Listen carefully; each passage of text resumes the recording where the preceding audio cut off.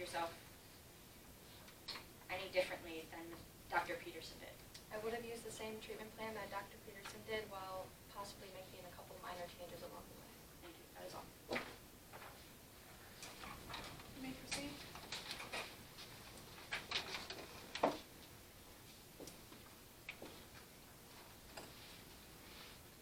Please state your name for the record. I'm Dr. Rabbi Johnson. What is your current occupation? I'm a psychiatrist. Describe your relationship with Dr. Peterson. I didn't have a personal relationship with Dr. Peterson. I'm just the expert. Okay. Is it true that the drug Prozac is associated with increased risk of suicide, especially when the patient is already severely depressed? Yes. Being aware of this, can you explain your reasoning behind your decision to increase the patient's dosage from 20 milligrams to 40 milligrams? He was put on 40 milligrams in the hospital, and he had responded well to it. So then they kept it that way, and then she planned a follow-up visit. It was said that he was seen possibly throwing away his medication, so could that be wrong? That he responded well to it if he wasn't taking it? You stated that in Mr. Winters' treatment plan, a follow-up visit was provided. However, Mr. Winters had never showed up to his previous follow-up therapy appointments. Do you agree with Dr. Peterson that this plan was appropriate, despite the fact that it hadn't worked in the past? Yes, because there isn't really another way around that. It's his responsibility to show. Are you aware that a psychiatrist is considered negligent if they fail to warn third parties of any dangerous individual that could pose a threat to them? Yes. Based on Alex Winters' statements regarding harming Ms. Donovan and himself, did you believe that there was any chance that Ms. Donovan could have been harmed by Mr. Winters? There was a minor change. No further questions, Your Honor. Would you like to redirect? Yes, Your Honor.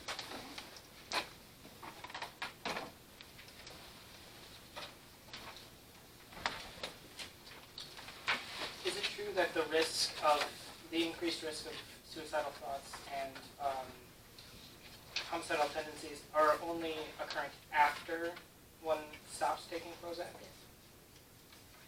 Yes. And does the fact that he only made one statement within those 3 days change your idea of it at all?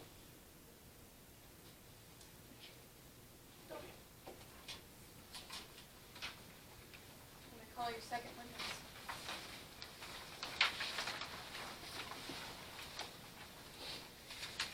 Your Honor, the court calls the witness Chris Reynolds.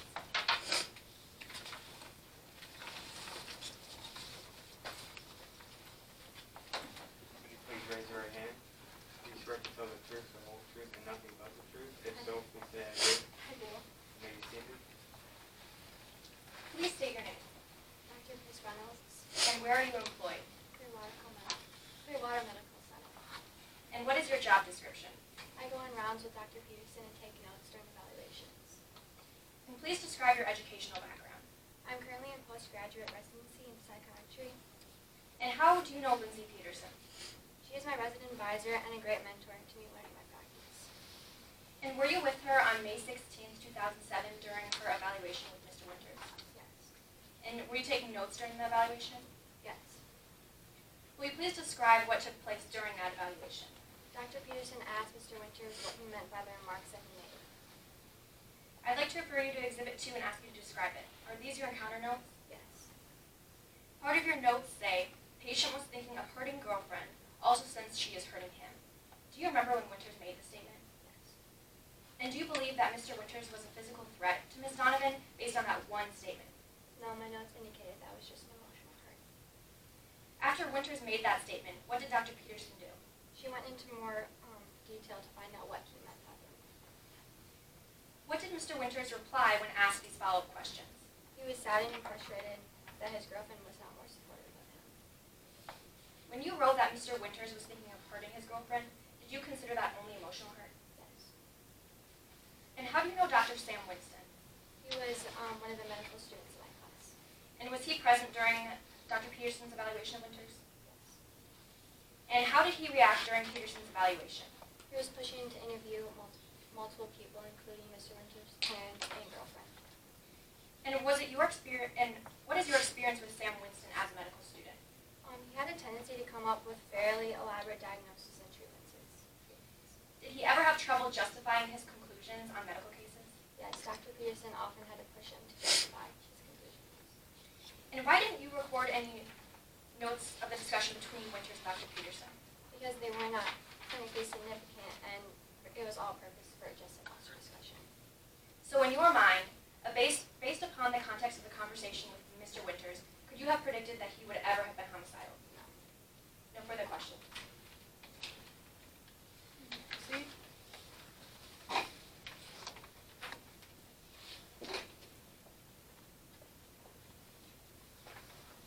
What is your name and current occupation? Dr. Chris Reynolds, Who is your current advisor? Lindsay Peterson, And what is your relationship like with her? she's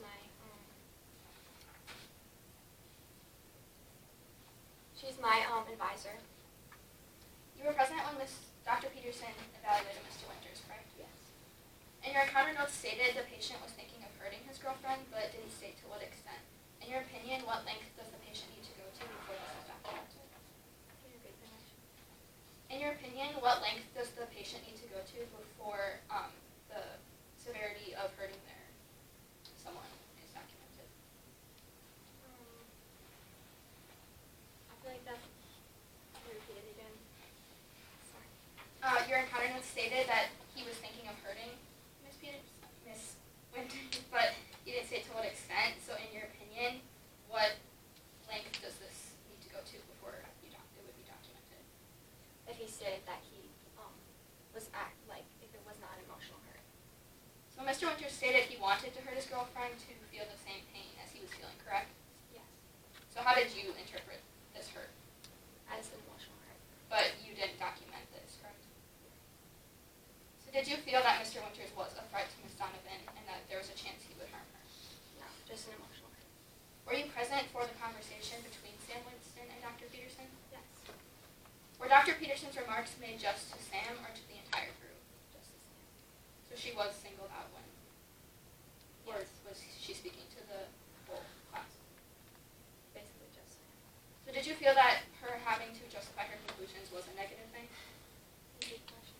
Did you feel that Sam Winston having to justify her conclusions to Dr. Peterson was a negative thing?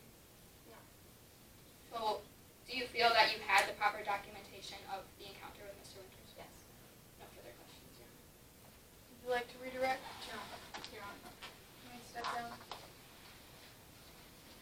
You may call your third witness.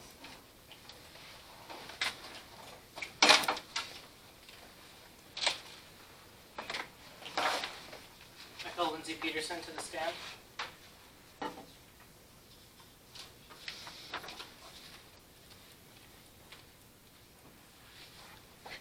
Please raise your right hand. Do you swear to tell the truth, the whole truth, and nothing but the truth? If I so, do. please I do. I do. You may be seated. Please state your name and position in this case.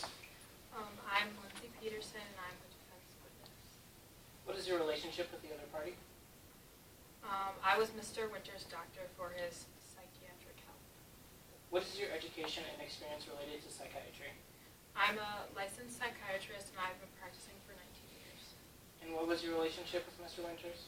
Mr. Winters was one of my patients. And what is your relationship with Mr. Dr. Reynolds? Chris Reynolds is one of my postgraduate residents. And what is your professional opinion of Dr. Reynolds? Chris Reynolds has worked with me on numerous occasions and has really become a high caliber resident. On May 16, 2007, did you have a meeting with Mr. Winters? Yes. And was Dr. Reynolds present and taking notes at said meeting? Yes. And do you believe that those notes are an accurate representation of the meeting? Yes. In Dr. Reynolds' notes, he says, the patient was thinking of hurting his girlfriend, also since she is hurting him. What do you think this statement means? I believe that Mr. Winters was implying that he wanted to hurt her emotionally because that's the way she was hurting him. Do you believe that, based upon this statement alone, that Mr. Winters posed a physical threat to Jamie Donovan or anyone else? No, I do not believe he was trying to harm anyone. During and after your meeting with Mr. Winters, did you believe that he presented a risk to himself? For the time Mr. Winters came to me, from the time Mr. Winters came to me to the time he left, I didn't think he had any intention of harming himself or anyone else. Were there any follow-ups scheduled after Mr. Winters' discharge? Yes, I had made an appointment to follow up with Mr. Winters on May 23rd, 2017. And did you believe that Mr. Winters was taking his Prozac medication? I believe that Mr. Winters was taking his medication just like any other patient who I would prescribe medication to. It's proven that after someone stops taking Prozac, they are prone to violent fits. Do you think that this could have affected Mr. Winters' actions after he was discharged? Yes, there is a possibility that Mr. Winters would be having some violent side effects if he stopped taking medication. And what is your relationship with Dr. Winston? Dr. Winston was one of my medical students. And what is your professional opinion of Dr. Winston? In my professional opinion, Dr. Winston had a tendency to take patients' comments far too literal in evaluations and failed to recognize the patient's real thoughts. At the time, did Dr. Winston raise any concerns regarding the possibility of threat from Mr. Winters? I do not recall Dr. Winston raising any legitimate concerns about Mr. Winters. And do you believe that Dr. Winston is a credible source regarding the events of May 16th? Sam Winston has a very negative opinion of me from where we are in class, and it could have let her interpretation of the events be biased. You may proceed.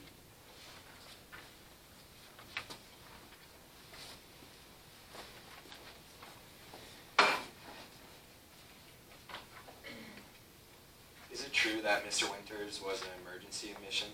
Yes. Is that considered desirable work?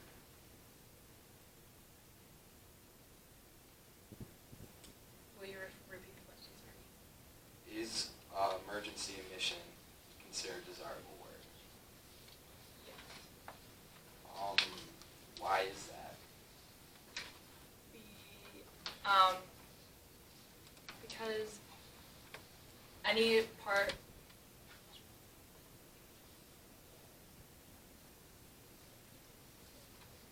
In stanza 4 of your affidavit, it says emergency room admissions are not considered desirable work.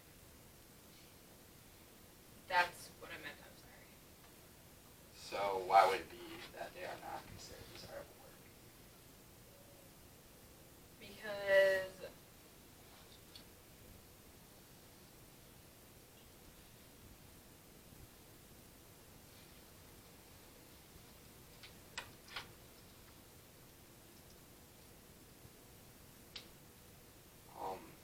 It's stated in your affidavit, it says that you get a fraction of the pay and sometimes not at all any pay for emergency admissions. Is that true? yes. So would that affect, so that would be costly to the medical center, right, to take emergency admissions? Well, we do some, if they don't have insurance, we will still send bills out and things like that, but otherwise we do have programs that help pay for that. So who were the medical students present at the time of the discussion? Dr. Winston and Dr. Reynolds. So there were concerns raised about the treatment, right? We rephrase the question. Did any of your students raise any concerns about your treatment plan? Dr. Winston had said a couple of things about how he felt that that it could have been a little bit of a bigger concern, but he has been known to go a little further on what he was talking about and not mean what he literally meant. So did Dr. Winston believe he was a threat to others? No. Did Mr. Winters state that he wanted to hurt Ms. Nanda? Mr. Winters said that he wanted to hurt her the way she hurt him. What did Mr. Winters mean by that? Mr. Winters, in my personal opinion, I believe that Mr. Winters meant that he wanted to hurt her emotionally the way that she hurt him emotionally. So how would he hurt her emotionally? Through the way that he could do that is by, there's many different ways, but he could hurt her by breaking up with her, things like that, or Objection? just Speculation? Sustained. Please rephrase the question.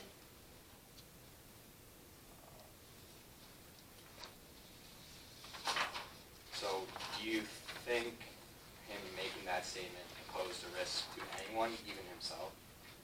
no.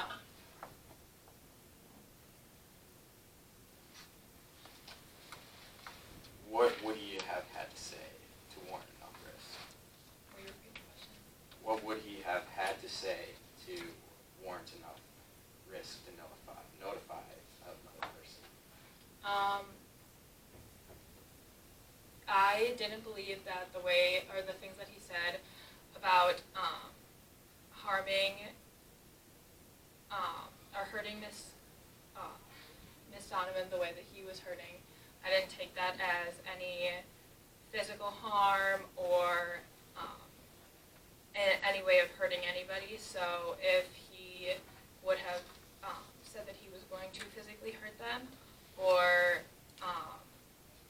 show more emotion of how he was going to injure someone, then we would have pushed it further to get it checked out.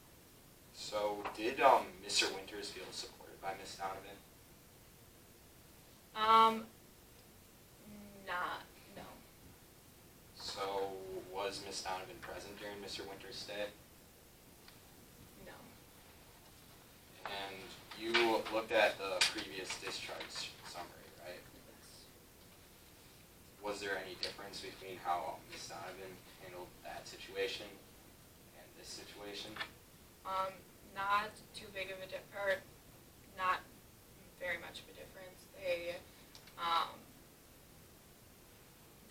when Mr. Winters came back, he felt the same way, like she would repeatedly do the same things over and over. So when the discharge summary says that Jamie Donovan was very supportive of him and was present at his stay, his previous discharge summary, that wasn't any different from this current time? No, she wasn't there this time. So she was previously there, but not this time? Yes. So do you think that had a big effect on how Mr. Winters handled this? No. So you felt like he felt supported by her not being there, and her actually being there the same? Maybe her being there in person was a little bit more supportive for him because she was actually present, but the way that Miss Donovan has been making Mr. Winters feel has not really changed much. You think her not being there is enough to explain why Mr. Winters committed these actions? Objection? Speculation? Sustained. No further questions. Would you like to redirect? No, Your Honor. Okay, step down. Both the defense and plaintiff have rested their cases. Their attorneys will present their closing arguments. Plaintiff, you may begin.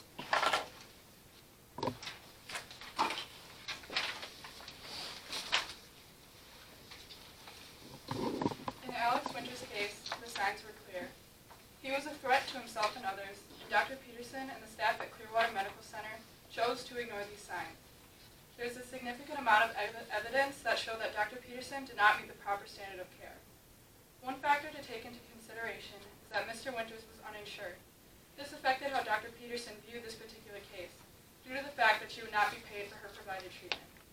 This lack of effort led to the decision to make a treatment plan that did not meet the standard of care. Mr. Winters was not only discharged in only 3 days from the clinic, but he was also provided a treatment plan that had not worked for him in the past. The only thing that was modified in his plan was that the patient was told to take twice the amount of the medication Prozac.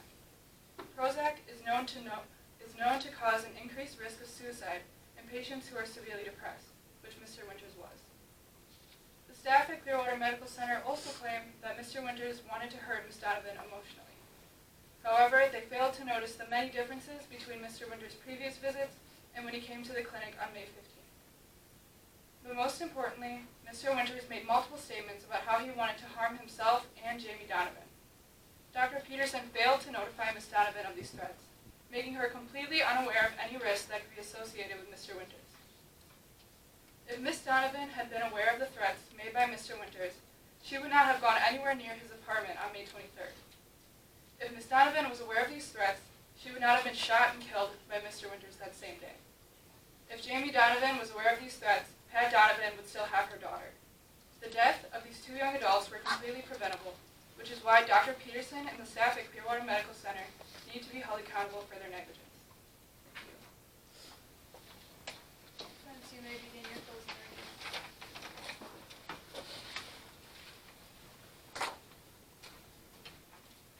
Your Honor, may I approach the jury?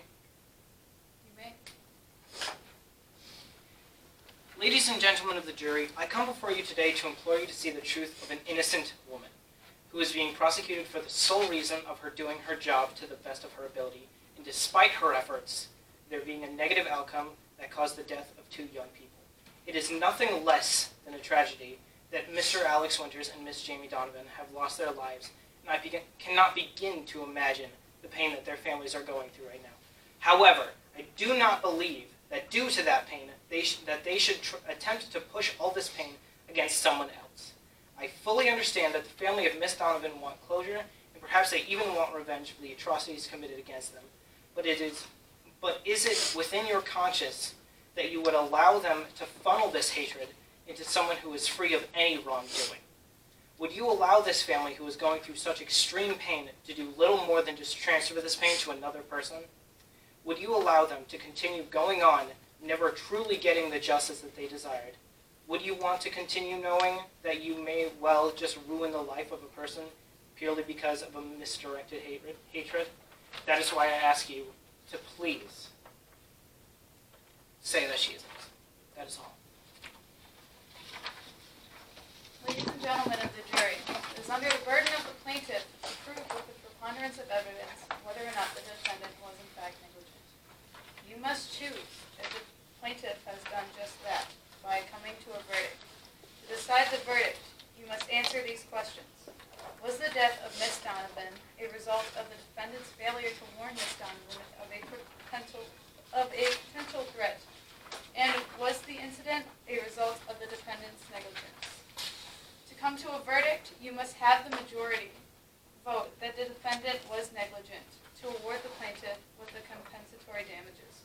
You will be provided with the interpretation of medical negligence on your verdict sheet. Mr. Parrish will now escort you to the jury room.